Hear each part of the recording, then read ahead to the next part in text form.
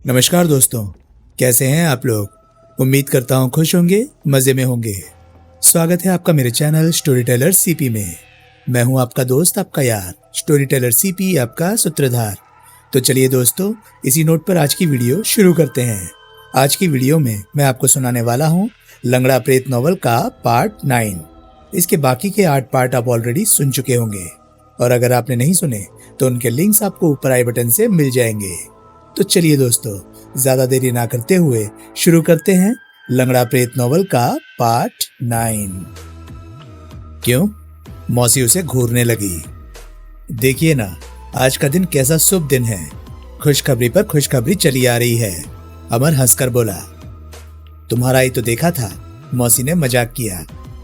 मजाक ना करें, मेरे से पहले तो माया आपके पास आती है। हाँ वाकई, उठते ही सबसे पहले मैं माया की ही शक्ल देखती हूँ, लेकिन वो तो मैं रोज ही देखती हूँ। आज मैंने सुबह सुबह रेखा की तस्वीर देखी थी, ये मुझे आज बहुत याद आ रही थी। कुछ देर बैठकर अमर अपने कमरे में चला गया। इस बीच माया बर्तन उठाकर ले गई थी। गंगा मौसी ने उसे रेखा का कमरा खोलने और ठीक करने को कह दिया था। उसे कह दिया था कि रेखा का कमरा ठीक करने के बाद वो अपने कमरे में सोने के लिए चली जाए। अमर के जाने के बाद गंगा मौसी को अचानक बलदेव राज का ख्याल आया। क्यों रेखा, तुम्हारे बलदेव अंकल को फोन करें, अब तो गुत्थी सब पर खुल गई है। उन्होंने रेखा से कहा। शायद बलदेव को ये खुशखबरी देने को वो बेचैन हो रही थी। 12 से ऊपर हो रहे हैं मौसी, रेखा घड़ी पर नजर डालते बोली। अब तक तो अंकल सो चुके होंगे। ट्राई करके देख लेते हैं, क्या पता जाग ही रहे हों। उन्होंने खुशखबरी सुनाई है तो इधर से भी उसका जवाब जाना चाहिए, हम क्यों पीछे रहें। मौसी बोली। चलिए ठीक है, मजा आएगा। ये कहकर रेखा नंबर डायल करने लगी। संयोग से नंबर फौरन लग गया।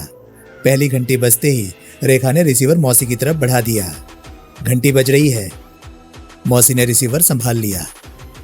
तीसरी घंटी पर उधर किसी ने रिसीवर उठाया। जब हेलो कहा तो गंगा मौसी ने आवाज फौरन पहचान ली। वो बलदेव राज ही था। अभी सोए नहीं बलदेव? अरे गंगा, तुम इस वक्त? खैर तो है?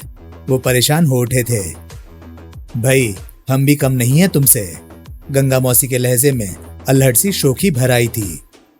अच्छा, वैसे ये तो मुझे मालूम है, तुम बड़ी चीज हो।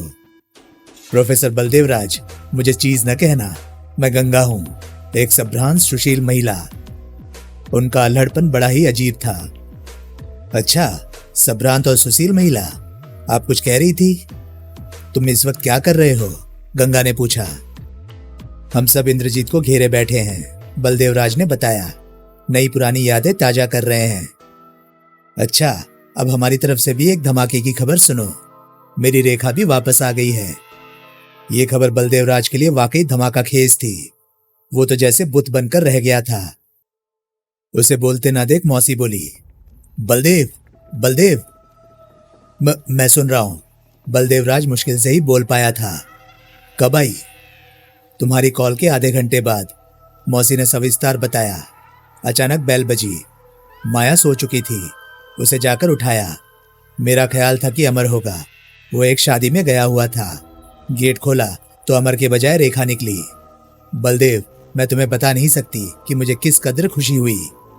वाकई ये तो बड़ी धमाकाखेज खुशखबरी है। लगता है रमाकांत के दिन पूरे हो गए, बलदेव राज ने सुस्त स्वर में कहा। फिर जैसे खुद को संभालते हुए पूछा, कहाँ है रेखा? ये मेरे पास बैठी है लिहाफ में। मौसी ने रिसीवर रेखा की तरफ बढ़ा दिया। प्रणाम अंकल। रेखा ने चहकती आवाज में प्रणाम किया। जीती रहो बेटी। बलदेव राज भी कम उत्तेजित नहीं था।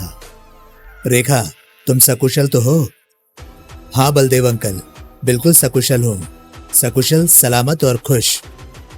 शुक्र है भगवान का। पर तुम चली कहाँ गई थी? अंकल, मैं आपको बताऊंगी, सब सुनाऊंगी आपको, रेखा ने टालने के लिए कहा। सुना है भैया आपके पास हैं? कैसे हैं वो? हाँ लो, बात करो, बलराज बोला और फिर उसकी आवाज सुनाई दी। इंद्र, लो अपनी बहन से बात करो। मैंने तुम्हें रेखा के बारे में बताया था ना। फिर कुछ देर बाद इंद्रजीत की आवाज उभरी। रेखा को इंद्र के बारे में सब मालूम था, पर उन्हें पहली बार बातचीत कर रहे होने का नाटक करना था। रेखा, मेरी बहन, कैसी हो तुम? इंद्र ने बेकरारी से पूछा था। कितना खुश नसीब हूं मैं कि मेरी एक बहन भी है। आह, जवाब दो बहना, मैं तुम्हारी आवाज सुनने को बेताब हूं। मैं ठीक हूं भैया, भगवान बड़ा कृपालु है जो ये दिन दिखाया। जी चाहता है कि उड़कर आपके पास पहुंच जाऊं, आपको नजर भर देखूं। मेरी भी यही ख्वाहिश है। भैया, आप बलदेव अंकल के यहाँ कैसे पहुंच गए? रेखा ने अनजान बनते जिज्ञासा दिखाई। रेखा, मैं तो मॉडल टाउन अपने घर पहुंचा था। अपना घर बंद पाया, एक चौकीदार था, उसी के साथ यहाँ अंकल के घर पहुंच गया। रेखा, मेरी बहन, यहाँ तो दुनिया ही बदल चुकी है, वीरान और उजाड़ हो गई है। न मम्मी रहे न पापा रहे। शुक्र है कि तुम हो, जीने की कोई आस तो है, वरना मैं तो जीते जी मर जाता। मैं तुम्हें देखने के लिए बेचैन हूँ मेरी बहन। अब तुम ये बताओ, तुम दिल्ली आओगी या मैं बेंगलोर आऊं? इंद्रजीत ने अपना रोल बड़ी खूबी से निभाया था। आप ही बेंगलोर आ जाए भैया, यहाँ गंगा मौसी से भी आपकी मुलाकात हो जाएगी, फिर मैं आपके साथ दिल्ली चलूंगी। ठीक है, मैं कल बेंगलोर पहुंच रहा हूँ, फ्लाइट कंफर्म होते ही तुम्हें फोन करूंगा, तुम एयरपोर्ट आ जाना। इंद्र ने फौरन ही अपना फैसला सुना दिया। ठीक है, रेखा बोली, अब मिलने पर ही बातें होंगी, मुझे आपसे ढेर सारी बातें करनी है भैया। ओके, गुड नाइट, इंद्र ने कहा और संबंध विच्छेद कर दिया। रेखा देर तक रिसीवर थामे खामोश बैठी रही। क्या सोचने लगी? मौसी ने पूछा। आहा, रेखा चौंकी व फिर उसने रिसीवर रख दिया। जरूर अपने भाई के बारे में सोचने लगी होगी। मौसी मुस्कुराई। पहली बार देखोगी अपने भैया को, जो यकीनन अपने चाचा के जाल से बच निकला है। मैं तुम्हारी मनोस्थिति को समझ सकती हूँ। एक झेंपी सी रेखा के होंठों पर कौंधी। हाँ मौसी, जाने किस हाल में होंगे भैया। खैर, अब मैं अपने कमरे में चलूं, उसने इजाजत चाहिए। आज मेरे पास ही क्यों नहीं सो जाती? ममता भरे स्वर में बोली गंगा मौसी। जैसा आप कहें, पर मैं थोड़ी देर के लिए अपने कमरे में हुआ हूं। मुझे अपना कमरा बहुत याद आ रहा है, फिर कपड़े भी बदलने हैं मुझे। हाँ जाओ, गंगा मौसी ने विरोध नहीं किया था। रेखा ने अपना बैग उठाया और बाहर निकल आई। वो सीढ़ियां चढ़ अपने कमरे में पहुंची और कुछ क्षणों तक इस कमरे को निहारती रही। बड़ी राहत, बड़ा सुकून महसूस कर रही थी वो। उसने एक गहरी सांस ली, वह अपना बैग खोला। बैग में दूसरी चीजों के अलावा 2 तोहफे भी थे। पहले उसने हीरो वाला हार निकाला और आईने के सामने खड़े होकर उसे अपने गले में डाला। उसकी खूबसूरत गर्दन एकदम जगमगा उठी। उसे सरदार कासगन की याद आई, जो उसे मायावी लोक में रोकने का ख्वाहिशमंद था। कासगन के साथ ही उसका बेटा रासमोहन भी याद आना स्वाभाविक था। रासमोहन की याद पर उसके दिल की धड़कनें तेज हो गई। रासमोहन भी उसे कहाँ आने दे रहा था, पर अपने दिल के हाथों मजबूर होकर उसके आखिरी दीदार करने महल से बाहर आ गया था। दूसरा हसीन तोहफा रासमोहन ने ही तो रेखा को दिया था। रेखा ने बैग में हाथ डालकर वो गुलाब की कली निकाल ली, जो रासमोहन ने उसके बालों में लगाई थी। उसने कहा था कि ये कली कभी नहीं मुरझाएगी। अगर मुरझा जाए तो समझना कि रासमोहन इस दुनिया में नहीं रहा। वो कली अभी भी वैसी ही तरोताजा थी। उसकी महक से पूरा कमरा महक उठा। रेखा धीरे धीरे चलती हुई आईने के सामने आई और फिर उसने वो गुलाब की कली अपनी जुल्फों में लगाने के लिए हाथ ऊपर उठाए तो आवाज आई, ठहरो, ये कली मैं खुद अपने हाथों से तुम्हारी जुल्फों में सजाऊंगा। और ये आवाज रासमोहन की थी। रेखा के हाथ उठे के उठे रह गए। उसने चौंक कर आईने में देखा, फिर फौरन पलटकर पीछे नजर डाली। दरवाजे की तरफ देखा, न आईने में कोई था न पीछे कोई था, और दरवाजा तो उसने अंदर आकर बंद कर लिया था, वो वैसे ही बंद था। फिर वो आवाज निसंदेह रासमोहन की थी। लेकिन रासमोहन यहाँ कहाँ? तो क्या ये रेखा का भ्रम था? ये शब्द, ये ख्वाहिश तो रासमोहन ने उसे विदा करते वक्त जाहिर की थी। शायद रासमोहन की आखिरी ख्वाहिश उसे याद आ गई थी। उसने ये सोच जहन से झटक दी और साथ ही कली को बालों में लगाने का इरादा निरस्त कर दिया। उसने कली एक नाजुक से फूलदान में सजा दी और फूलदान में पहले से लगे प्लास्टिक के फूल दूसरे फूलदान में ट्रांसफर कर दिए। उसने ये फूलदान अपने बेड के साइड टेबल पर रख दिया। ये ऐसी जगह थी जहां इस महकती कली ने हमेशा उसकी निगाहों में रहना था। हीरो का हार भी गले से उतारकर उसने अलमारी के लॉकर में रख दिया। वो बाहर निकली, दरवाजा बंद किया और गंगा मौसी के कमरे का रुख किया। अगले दिन इंद्रजीत बेंगलोर पहुंच गया था। रेखा और अमर उसे एयरपोर्ट लेने गए थे। शाम की फ्लाइट अपने वक्त पर पहुंच गई थी। दूसरों की नजरों में वे पहली बार एक दूसरे से मिल रहे थे। सो ड्रामा करने के लिए उन दोनों ने ही पहचान की निशानियां तय कर ली थी।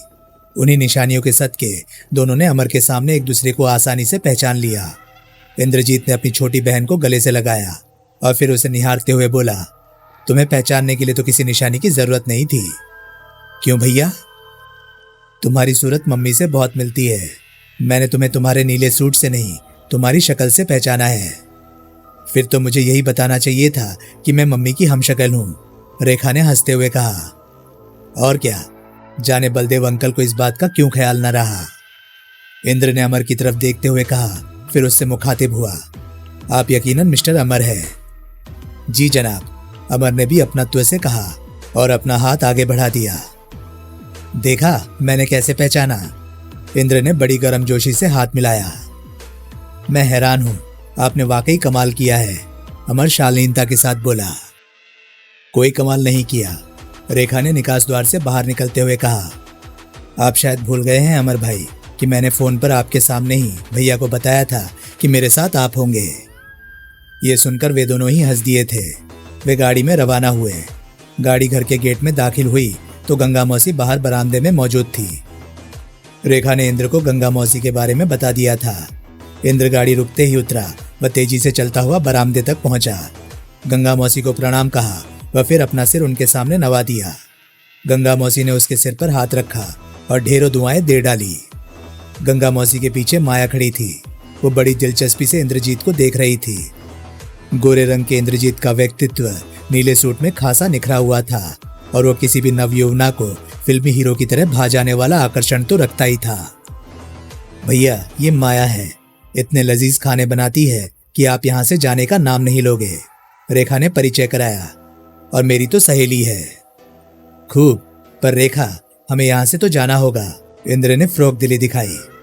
ऐसा करेंगे कि माया को अपने साथ ले चलेंगे। ये ठीक है, रेखा हंस दी।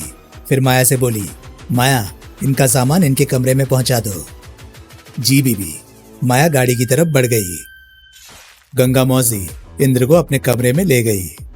मौसी दोनों बहन भाई को एक साथ देखकर बहुत खुश थी। उन्होंने चाय इसी कमरे में एक साथ पी। फिर रेखा इंद्र को अपने कमरे में ले गई। इंद्र ने एक निरीक्षणात्मक निगाह कमरे में चारों तरफ दौड़ाई। फिर बोला, अच्छा तो ये है तुम्हारा कमरा? हाँ भैया। अच्छा है, तुमने बड़े सलीके से डेकोरेट कर रखा है। थैंक्स फॉर कॉम्प्लीमेंट्स, रेखा चहकी। इंद्रजीत की नजर सहसा गुलाब की कली पर पड़ी। बड़ी खूबसूरत कली है। वो बेड पर बैठकर कली को देखने लगा। कितनी खुशबू है इसमें। कमरे में कदम रखते ही इसकी खुशबू महसूस हुई थी। जी भैया, रेखा मुस्कुराई। ये हमारी दुनिया की नहीं है। फिर ये रासमोहन ने मुझे दी थी, विदाई तोहफा, रेखा ने बताया। बहुत हसीन तोहफा है। रेखा एक गहरी सांस लेकर रह गई। इस तोहफे के पीछे जो राज था वो भाई को कैसे बताती? वो कैसे कहती कि इस कली में रासमोहन के दिल की धड़कनें बंद हैं? उधर दिल्ली के क्या हालात है भैया? रेखा ने मतलब की बात की तरफ आते पूछा। चाचा रमाकांत ने वसीयत के खिलाफ केस कर रखा है। उसका ख्याल है कि ये वसीयत जाली है। हमारे पापा के देहांत के बाद उनका कोई वारिस नहीं रहा कि तुम पापा की बेटी नहीं हो, क्योंकि उनकी जो बेटी हुई थी उसका देहांत हो गया था कि तुम उनकी नकली बेटी हो। और ये सारा ड्रामा उसने अपने दोस्त की जायदाद हथियाने के लिए खेला है। ओह, रेखा ने गहरी सांस ली। हाँ, मुकदमा चल रहा है। बलदेव अंकल कह रहे थे कि अब तक ये साबित करना वाकई मुश्किल था कि तुम पापा की असली संतान हो। रमाकांत ने तुम्हारे डेथ सर्टिफिकेट का विवरण भी अपने दावे के साथ लगा रखा है, जो पापा ने शायद तुम्हारी मौत को हकीकत दिखाने को जाने कैसे शमशान भूमि में दर्ज कराया था। ऐसे में अदालत को ये यकीन दिलाना मुश्किल होता कि एक बाप ने अपनी बेटी की मौत का ड्रामा क्यों रचाया। ऐसा काम कोई होशमंद नहीं कर सकता। कानूनी पॉइंट से हमारा ये कमजोर पहलू था। मुकदमे की बुनियाद ही इसी पहलू पर थी कि तुम पापा कृष्णकांत की असली बेटी हो या नहीं हो, और अगर असली बेटी हो तो उनकी जमीन जायदाद की वारिश हो, और अगर तुम उनकी बेटी नहीं हो तो फिर उनकी जमीन जायदाद का कोई वारिस नहीं। ऐसे में हमारी सारी जमीन जायदाद हमारे चाचा रमाकांत के नाम ट्रांसफर हो जाती। एक तरफ तो ये मुकदमा चल रहा है, दूसरी तरफ हमारा चाचा तुम्हारी तलाश में है ताकि तुम्हारी हत्या करवा के उस जाली वारिस से भी मुक्ति पाले। इसलिए बलदेव अंकल ने कल के बाद तुम्हें फौरन बेंगलोर भेज दिया था। हे भगवान, रेखा बोली। ये हमारा चाचा भी कैसा हिंसक आदमी है। जायदाद के लालच ने तो उसे भेड़िया बना दिया है भैया। इंसान इस कदर भी गिर सकता है, और वो भी सगा चाचा। मुझे चाचा के इन इरादों का कुछ कुछ अंदाजा शुरू से ही था, इसलिए मैं सावनपुर जाता रहता था। चाचा पापा को शुरू से ही धोखा देते आ रहे थे। मैंने आते जाते जमीनों का हिसाब किताब मांगना और देखना शुरू किया तो वो फौरन खटक गए। पापा को तो जमीन जायदाद और रुपए पैसे से खास दिलचस्पी नहीं थी, इसलिए उन्होंने अपने भाई से कभी जमीनों की आमदनी का हिसाब नहीं मांगा था। साल 2 साल में चाचा जो भी पापा के ब्रीफकेस में रख देते थे वही लेकर लौट आते थे। चाचा को चेक करने वाला कोई नहीं था। जब मैंने चेकिंग शुरू की तो उसके कुछ ही समय बाद चाचा ने मुझे जंगलों में कत्ल करने की साजिश रची और मुतय्मन हो गए कि चलो राह का कांटा निकल गया। वो शैतान यही भूल गया था कि मौत और जिंदगी तो प्रभु ने अपने हाथ में रखी है। भगवान ने मुझे मेरी मुश्किलों में भी जिंदा रखा और अब एक बार फिर मैं उससे हिसाब लेने आ गया हूँ। बलदेव अंकल अब क्या कहते हैं? रेखा ने चिंतित स्वर में पूछा। उनका ख्याल है कि मैं अभी रमाकांत के सामने न आऊं, यही बेंगलोर में रहूं तुम्हारे पास, इंद्र ने बताया। और सच्ची में वो हमारे बहुत बड़े हमदर्द हैं, पापा के सच्चे दोस्त। अपना फर्ज वो बड़ी होशियारी व ईमानदारी से निभा रहे हैं। उन्होंने रेस्तरां को बहुत अच्छी तरह संभाला है। लेकिन रेखा, ये वक्त छिपकर बैठने का नहीं है। रमाकांत ने एक मुकदमा किया है, मैं उस पर 6 मुकदमे दायर करूंगा। उसने मेरे बाप को मारा है, मैं उसके 3 बेटों को खत्म कर दूंगा। और ये सारे काम इतनी दूर बैठकर नहीं हो सकते। मॉडल टाउन वाला हमारा बंगला बंद पड़ा है, मैं उसी में जाकर रहूंगा, इंद्र ने पुख्ता निश्चय के साथ कहा। और मैं भैया?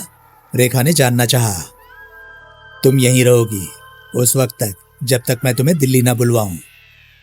नहीं, मैं यहाँ किसी कीमत पर भी नहीं रहूंगी, रेखा ने विरोध किया। मैं आपके साथ चलूंगी, जहां आप रहेंगे वहीं रहूंगी। ठीक है रेखा, मैं तुम्हें भी जल्दी ही बुलवा लूंगा, जरा वहां के हालात तो देख लूं, इंद्र ने उसे टालने के लिए कहा। मैं अब आपसे एक पल भी दूर नहीं रहूंगी, आप बहुत जल्द बुलवाने की बात कर रहे हैं, बहुत जिद्दी हो। मैं तो आपकी गैर मौजूदगी में भी दिल्ली नहीं छोड़ना चाहती थी, वो तो बलदेव अंकल ने पापा की कसम देकर मुझे यहाँ आने पर मजबूर कर दिया था, रेखा बोली। जानता हूँ, बलदेव अंकल ने मुझे बताया था। वैसे उन्होंने तुम्हें यहाँ भेजकर बहुत अकलमंदी का सबूत दिया। यानी कि आप भी मुझे यहाँ छोड़कर अकलमंद कहलवाना चाहते हैं? रेखा ने स्पष्ट भाव से आंखें दिखाई। नहीं गुड़िया, तुम मेरे साथ ही रहोगी, बेफिक्र रहो। भगवान का शुक्र है कि मेरा भाई मेरे पापा जैसा ना निकला। पापा के प्रति दिल की शिकायत रेखा के होंठों पर आ गई थी।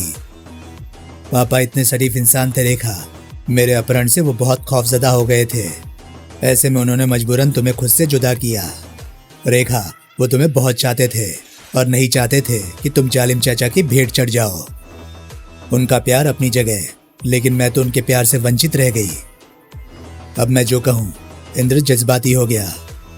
मैं तुम्हें इतना प्यार दूंगा कि तुमसे समेटा नहीं जाएगा। खैर, एक बात तो है रेखा कि जो लोग दूसरों को नुकसान पहुंचाते हैं वो खुद भी कभी चैन से नहीं बैठते। गलत, हमारे चाचा तो चैन से हैं और मजे उड़ा रहे हैं, उनका तो कुछ नहीं बिगड़ा। एक अच्छी खबर सुनने को मिली है, इंद्र ने उसे चौंकाया। वो क्या? चाचा के 3 बेटों में फूट पड़ गई है। सुना है तीनों ने ही रमाकांत से जायदाद के बंटवारे की मांग की है। भगवान करे चाचा जायदाद बांटने से इनकार कर दे, तब उन्हीं का कोई बेटा उनकी जान ले लेगा। जले दिल से श्राप निकला था। ऐसा होना कोई बड़ी बात नहीं। जब रमाकांत जायदाद के लिए अपने भाई को मरवा सकता है तो उसी जायदाद के लिए कोई बेटा भी अपने बाप को खत्म कर सकता है। ऐसा ही होगा। भगवान के यहाँ देर है अंधेर नहीं, जो जैसा बोता है वैसा ही काटता है। इंद्र कुछ क्षण खामोश रहा, फिर उसने अचानक ही पूछा, अरे हाँ रेखा, वो कमरा कहाँ है? आप आराम करना चाह रहे हैं तो यहीं लेट जाएं, और अगर अपने कमरे में जाना चाहते हैं तो चले मेरे साथ, मैं आपको आपका कमरा दिखा दूं। ओ बाबा, मैं अपने कमरे की बात नहीं कर रहा हूँ, मैं उस भूतहा कमरे की बात कर रहा हूँ जिसकी दीवारें काली हैं। ओह, वो कमरा, रेखा बोली। वो कमरा नीचे है, गंगा मौसी के कमरे के बराबर वाला। मैं उसे देखना चाहता हूँ, इंद्र ने इच्छा व्यक्त की। हाँ, जरूर देखें। मैं खुद चाहती हूँ कि आप वो कमरा देखें, बड़ा ही अजीबोगरीब कमरा है। चले अभी? रेखा कुछ सोचते हुए बोली। मौसी ने अगर हमें उस कमरे में जाते हुए देख लिया तो परेशान हो जाएंगी। क्योंकि जिस आमिल तांत्रिक ने उस कमरे को ताला लगवाया था उसकी हिदायत थी कि उस कमरे को कभी ना खोला जाए। फिर मैं कैसे देखूंगा? इंद्र निराश हो गया। रात को चलेंगे 1 बजे के बाद, जब सब सो जाएंगे, रेखा ने तरकीब बताई। ओह ठीक है, इंद्र आश्वस्त हो गया। रात का खाना सबने इकट्ठे खाया। फिर अमर रेखा व इंद्र को गाड़ी में घुमाने ले गया। गंगा मौसी भी साथ हो ली थी। लौट कर आए तो कॉफी का दौर चला और फिर सुनने सुनाने की शुरुआत हो गई। गंगा मौसी ही नहीं, अमर भी इंद्रजीत की आप बीती सुनने को बेकरार था। इंद्रजीत ने सुनाया कि किस तरह उसके चाचा रमाकांत ने उसके कत्ल की साजिश की, किस तरह राजू मदारी नाम के एक जादूगर ने अपना नजरबंदी का चमत्कार दिखाकर उसकी जान बचाई। फिर किस तरह उस जादूगर ने उसे अपना गुलाम बना लिया। अब जादूगर के मरने के बाद ही वो आजाद हो सका। इंद्रजीत की आप बीती उन्होंने मंत्रमुग्ध अवस्था में सुनी। जब वो अपनी आप बीती सुना चुका तो अमर ने बड़ी दिलचस्पी से पूछा, फिर तो इंद्रजीत साहब आपको भी जादू आ गए होंगे? हाँ आते हैं, इंद्र मुस्कुरा दिया। उस राजू मदारी ने कुछ खेल मुझे सिखाए थे और ये जादू से कम नहीं। फिर कुछ दिखाइए ना, अमर बड़े शौक से बोला। कोई कमाल हमें भी दिखाए। इंद्र सोचपूर्ण लहजे में बोला, यूं तो मुझे कोई जादू दिखाए एक मुद्दत हो गई है, प्रैक्टिस नहीं रही, फिर भी कोशिश करता हूँ। और तभी इंद्र को ख्याल आया कि जब बकाल ने उसे रेगिस्तान की झोपड़ी में कैद किया था तो उसे अपनी पसंद की खाने पीने की इच्छा जाहिर करने के लिए एक मंत्र सिखाया था। इस तिलस्मी मंत्र द्वारा वो अपनी पसंद की खाने की चीजें अपने सामने हाजिर कर लेता था। उसने सोचा कि बकाल के सिखाए उस मंत्र की शक्ति को आजमा कर देखे कि वो मंत्र यहाँ इस लोक में भी कारगर है या उसका असर उसी मायावी रेगिस्तान में ही था और अब खत्म हो गया है। इंद्रजीत ने एक प्लेट मंगवाकर अपने सामने रखी और मौसी से संबोधित होते हुए पूछा, बताएं मौसी क्या खाएंगी? नहीं भाई, मैं नहीं खा रही कोई चीज, पता नहीं कहाँ से मंगवा कर दोगे। ओहो मौसी, आप भी कमाल करती हैं, मत खाएं पर किसी चीज को आने तो दें। अमर बोल उठा। वो इस मामले में पूरी दिलचस्पी ले रहा था। आने वाली चीज को तुम खाओगे? मौसी ने उसे घूर कर देखा। हाँ मैं खाऊंगा, अमर ने उन्हें चिढ़ाने के लिए कहा। इंद्र जरा इसे लोहे के चने मंगवा दो, देखो कैसे चबाता है। मौसी भी सुनकर बोली। सबने कहकहा लगाया। अमर खिसियाकर रह गया। अच्छा मौसी, मैं ऐसा करता हूँ कि लोहे की बजाय मैं गरम गरम चने मंगवा देता हूँ, इंद्र ने कहा। वह फिर संभल कर बैठ गया। उसने अपने जहन को एकाग्र किया, फिर बकाल के सिखाए मंत्र को होठों ही होठों में दोहराया और अपना हाथ प्लेट की तरफ बढ़ाकर बोला, गरम गरम चने। इंद्रजीत को एकदम से एक झटका सा लगा, जैसे उसने बिजली के नंगे तार को छू लिया हो, और प्लेट खाली की खाली रही। रेखा ने उसे झटका खाते देखा तो परेशान हो गई और घबरा कर बोली, क्या हुआ भैया? एक जादू बेअसर हो गया, इंद्र निराशा से बोला। लगता है वहां की चमत्कारी शक्तियां वही रह गई है। अच्छा ही हुआ है, रेखा ने लापरवाही से कहा। ठहरो, अभी एक और जादू आजमा कर देखता हूं, इंद्र ने कहा और फिर वो अमर से संबोधित हुआ। अपनी घड़ी उतारें। एक व्यंग्यपूर्ण मुस्कान के साथ अमर ने अपनी घड़ी उतारकर इंद्र के हाथ में दे दी। इंद्र ने वो घड़ी अपने दोनों हाथों में बंद कर ली, फिर अपने दोनों हाथ घुमाकर एकदम खोल दिए। अमर का ख्याल था कि घड़ी एकदम हाथ से नीचे गिर जाएगी, लेकिन ऐसा ना हुआ। घड़ी गायब हो चुकी थी। इस चमत्कार पर रेखा ने खुश होकर तालियां बजाई। अमर, गवा बैठे ना अपनी घड़ी, मौसी ने हंसकर कहा। नहीं मौसी, ऐसा कुछ नहीं है, इंद्र भी हंसा और फिर रेखा से कहा, रेखा तुम जरा इस खाली प्लेट को औंधा कर दो। रेखा ने खाली प्लेट औंधी कर दी। ये लीजिए, अब सीधा कर दो। रेखा ने प्लेट सीधी की तो हैरत से उसकी चीख निकल गई। अमर की घड़ी सामने मौजूद थी। रेखा ने घड़ी उठाकर मुस्कुराते हुए अमर की तरफ बढ़ा दी। देख ले, ठीक ठाक तो है? बिल्कुल ठीक है, अमर घड़ी को उलट पलट कर देखते हुए बोला। इंद्र बेटे, मुझे भी बताओ कि तुमने क्या मंत्र पढ़ा था? मौसी बोल उठी और इंद्र बड़ी संजीदगी से बोला, मौसी, जादू वास्तव में शैतानी अमल है। इसे सीखने के लिए जो मंत्र पढ़ने पड़ते हैं उनका संबंध शैतान की जात से होता है। नेक दिल बंदों को तो इनसे दूर ही रहना चाहिए। मैंने जो दिखाया है वो कोई मंत्र शक्ति नहीं, बल्कि ये ऐसा चमत्कार है जिनसे किसी को नुकसान नहीं पहुंचता। बहस संजीदा ना हो जाए और सब खास तौर पर अमर कुछ उल्टा सीधा ना सोचने लगे। इंद्रजीत ने ऐसे ही 2-3 नजरबंदी के करिश्मे और दिखाए और यूं रात गए तक वे सब गपशप में मस्त रहे और फिर अंततः लगभग 12 बजे सबने अपने अपने कमरों का रुख किया। रेखा कुछ देर अपने भाई के कमरे में रुकी। उनका प्रोग्राम उस ताबीज वाले भूता कमरे में जाने का था। रेखा ने भाई से वक्त तय किया और फिर ऊपर अपने कमरे में आ गई। उन्होंने 2 बजे के बाद नीचे जाने का प्रोग्राम बनाया था। नींद से बचने के लिए उसने वीसीआर में एक पुरानी फिल्म की कैसेट लगाई और फिर रजाई में बैठकर आराम से फिल्म देखने लगी। 2 घंटे यूं आसानी से बीत गए। 2 बजते ही उसने वीसीआर बंद किया, कंबल परे फेंका और काली चादर ओढ़ ली। बाहर बहुत तेज हवा चल रही थी। उसने चादर अच्छी तरह ओढ़ ली थी। हवा बहुत ठंडी थी, चेहरे पर ब्लेड की तरह लग रही थी। चांद पूरी तरह रोशन था। इंद्रजीत वाले कमरे की लाइट जल रही थी। खिड़की पर हालांकि पर्दा पड़ा हुआ था, फिर भी रोशनी महसूस हो रही थी। तयशुदा सिग्नल के तौर पर रेखा ने 3 बार खिड़की का शीशा बजाया और कुछ क्षणों बाद इंद्र दरवाजा खोलकर धीरे से बाहर आ गया और धीरे से बोला, सब ठीक है? हाँ, अभी तक तो ठीक है। रेखा ने भी धीरे से जवाब दिया। आ जाइए मेरे साथ। गंगा मौसी के कमरे की लाइट जली हुई थी। उनके कमरे के आगे से होते हुए वे दबे पांव चलते हुए बंगले के उस रहस्यमय कमरे के सामने पहुंचे और रेखा ने इंद्र को रुक जाने का इशारा किया।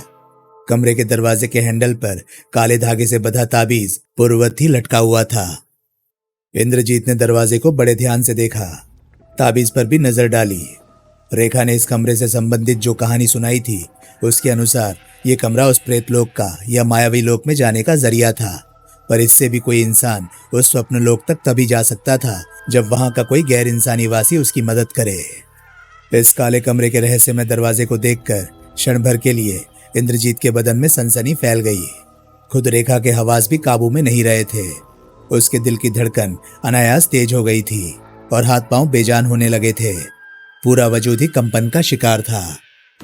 रेखा ने फौरन खुद को संभाला, साहस बटोरा और हाथ बढ़ाकर दरवाजे के हैंडल पर रख दिया।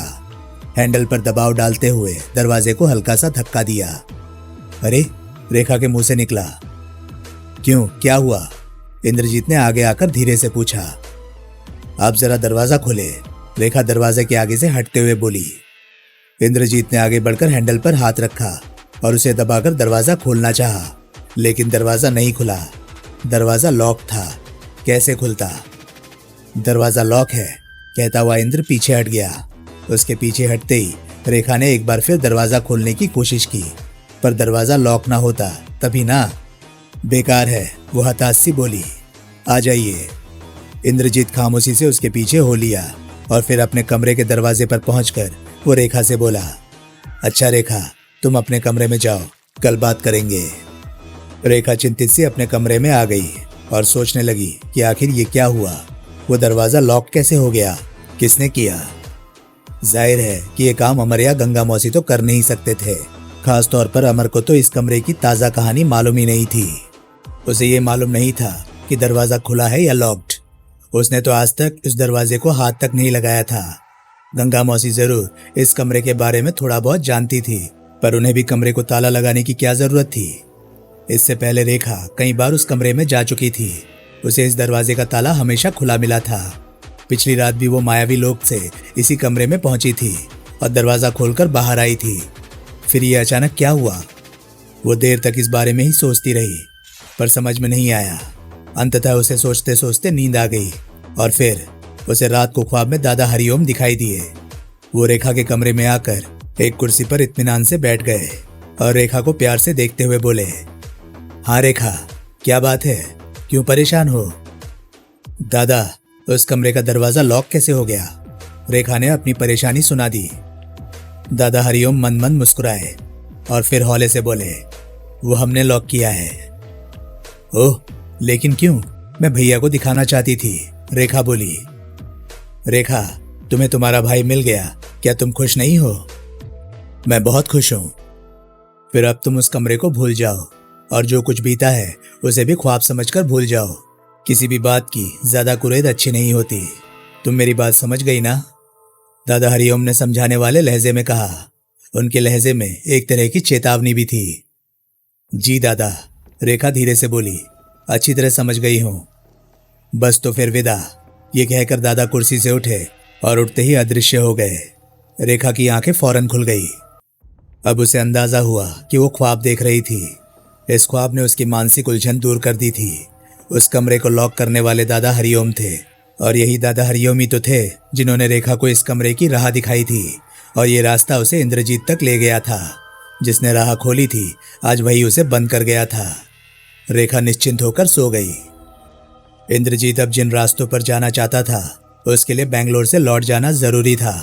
वो दिल्ली जाने के लिए बेचैन था। गंगा मौसी के अपनत्वपूर्ण आग्रह पर ही वो 2-4 दिन रुका, फिर दिल्ली जाने का फैसला कर लिया। रेखा को भी उसने साथ ले लिया। रेखा की ख्वाहिश पूरी हो गई थी। वो जब दिल्ली जाने के लिए तैयार हो गई तो गंगा मौसी ने उसे गले लगाते हुए कहा, रेखा, तुम्हारा कमरा मैं बंद करवा दूंगी। ये तुम्हारे लिए ही है, जब तुम्हारा दिल चाहे लौट आना।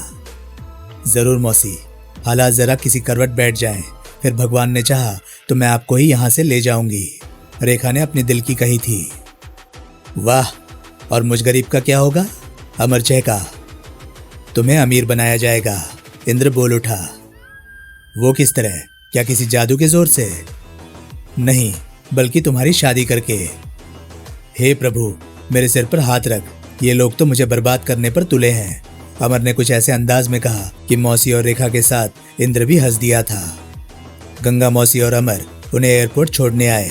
दिल्ली के एयरपोर्ट पर अंकल बलदेव उनके प्रतीक्षक थे। इंद्रजीत ने फोन पर अंकल को सूचना दे दी थी। यूं वे बलदेव अंकल के साथ सीधे अपनी मॉडल टाउन वाली कोठी में पहुंचे। फिर अगले ही दिन अंकल बलदेव के आग्रह पर इंद्रजीत अपने पापा के रेस्तरां में पहुंचा। रेस्तरां अब उसे ही संभालना था। उसने वहां का चार्ज संभाला और फिर अपने रेस्तरां में काम करने वालों में से एक बंदे को चुना और उसे सुबह कोठी पहुंचने को कह दिया। रंजीत एक मजबूत कदकाठी वाला नौजवान था। वो रेस्तरां में बिल क्लर्क की हैसियत से काम करता था। दूसरे जरूरी कामों से फुर्सत पाने के बाद इंद्रजीत ने उसी रात अपने चाचा रमाकांत के नाम एक पत्र लिख डाला। उसने लिखा, आपने मेरे और पापा के साथ जो कुछ किया है वो आप जानते ही हैं।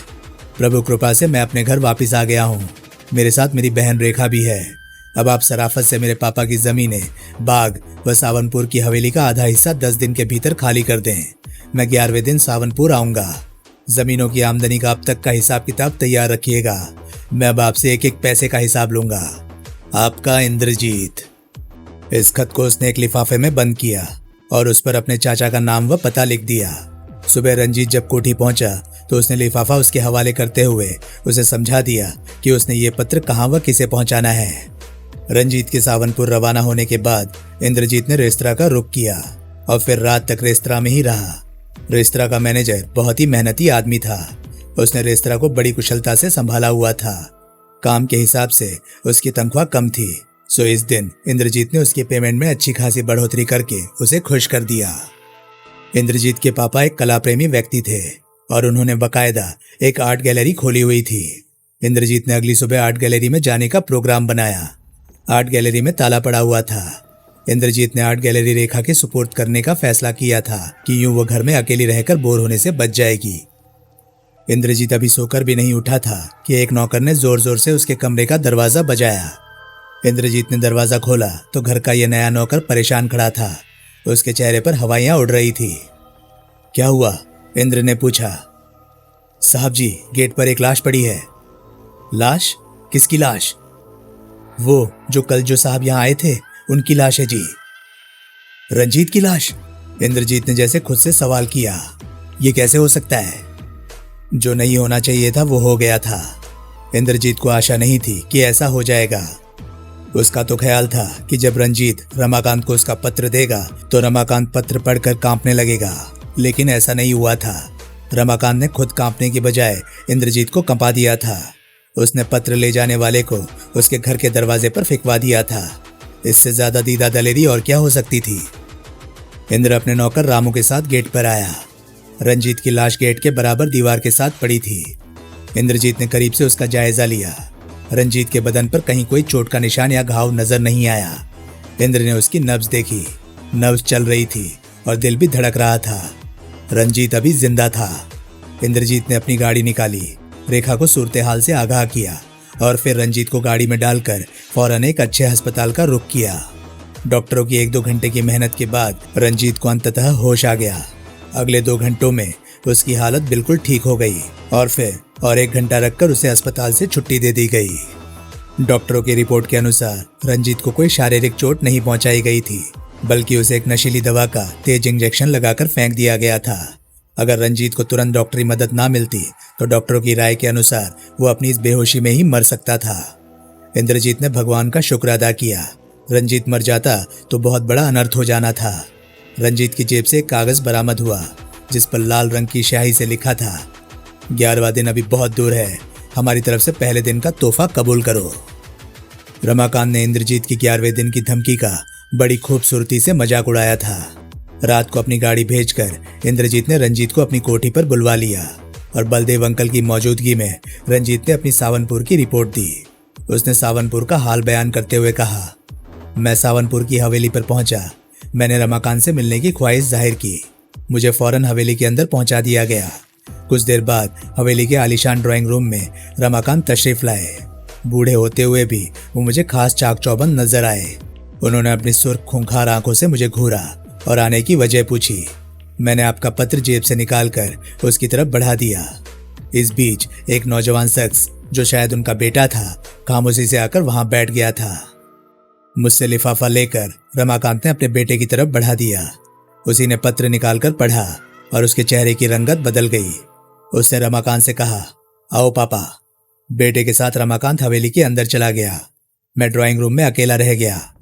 कुछ देर बाद उनका बेटा दोबारा ड्राइंग रूम में आया और मुझसे बोला, ठीक है तुम जाओ। उसकी ये बात सुनकर मैं खामोशी से उठा और हवेली से बाहर निकल आया। मैंने मेन रोड पर आकर वापसी के लिए बस पकड़ी और रात 8 बजे तक अपने घर पहुंच गया। खाना खाकर मैंने सोचा कि यहाँ आकर आपको सूरत हाल से आगाह कर दूं। मैं घर से निकलकर गली में आया तो अंधेरे में खड़ी गाड़ी से अचानक 3-4 बंदे बाहर निकले और मुझे जबरन गाड़ी में डालकर आगे बढ़ गए। मेरी आंखों पर काली पट्टी बांध दी गई और रिवॉल्वर की नाल पहलू में चुभोकर खामोश बैठे रहने की धमकी दी गई। एक लंबे सफर के बाद मुझे गाड़ी से उतारा गया। किसी ने मेरा हाथ पकड़कर मुझे ये रास्ता दिखाया। मैं नहीं जानता कि मुझे कहाँ ले जाया गया। जहाँ ले जाया गया वहाँ मुझे धक्का देकर गिरा दिया गया। मैं एक बिस्तर पर गिरा था। फिर मेरा कोट उतार कर कमीज की आस्तीन चढ़ाई गई और अभी मैं अंदाजा नहीं लगा पाया था कि उनका इरादा क्या है कि मेरे बाजू में एक इंजेक्शन झोंक दिया गया। दवा अंदर जाते ही मुझे चक्कर आने शुरू हो गए और कुछ ही लम्हों बाद मैं अपने होश गवा बैठा। फिर जब मेरी आंख खुली तो मैं अस्पताल में था। तो दोस्तों, ये था लंगड़ा प्रेत नॉवल का 9वां पार्ट। ये पार्ट आपको कैसा लगा प्लीज कमेंट सेक्शन में अपनी राय मुझे जरूर बताएं। और हाँ, अगर आपको मेरे वीडियोस पसंद आ रहे हैं तो प्लीज उन्हें लाइक करें और चैनल को सब्सक्राइब करें, क्योंकि मैं ऐसे कंटेंट लाता रहता हूँ। तो चलिए दोस्तों, मैं मिलता हूँ अब आपसे अगली वीडियो में। तब तक के लिए नमस्कार, गुड बाय। सेफ रहिए, खुश रहिए, मजे करिए।